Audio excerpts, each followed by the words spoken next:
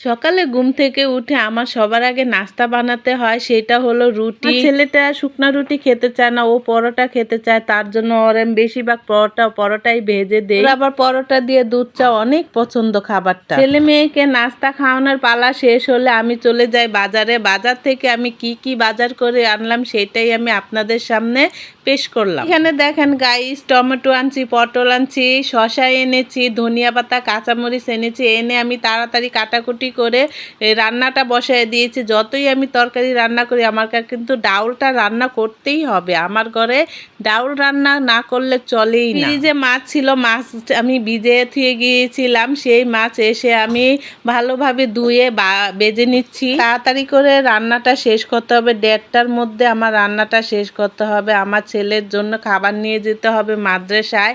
1:40 বেজে গেলে ওর মাদ্রাসায় আর খাবার দেওয়া যায় না, সবাই খাবার নিয়ে যায়। এই জন্য তাড়াতাড়ি করে আমি তরকারিটা রান্না বান্না শেষ করতেছি, মাছ দিয়ে দিচ্ছি। তরকারিটা প্রায় হয়ে আসছে। এই জন্য আমি সকাল সকাল ঘুম থেকে উঠি। আমি কিন্তু ঘুম থেকে সকাল 5টা বাজে উঠে আমার ছেলেকে মাদ্রাসায় দিয়ে আসি।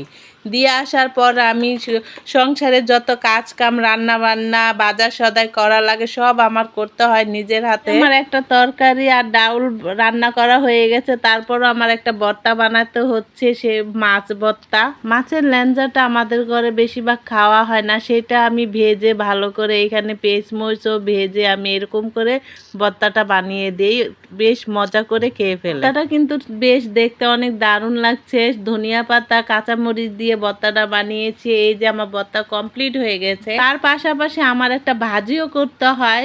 এত রান্না বান্নার পাশাপাশি একটা ভাজি না থাকলে কি চলে, ভাজিও করে ফেললাম। রান্না বান্না শেষ হয়ে গেছে, এখন আমি একটা সালাদের আইটেম করেছি। কেমন লেগেছে আমার এই ভিডিওটি কমেন্টে জানাবেন। আসসালামু আলাইকুম।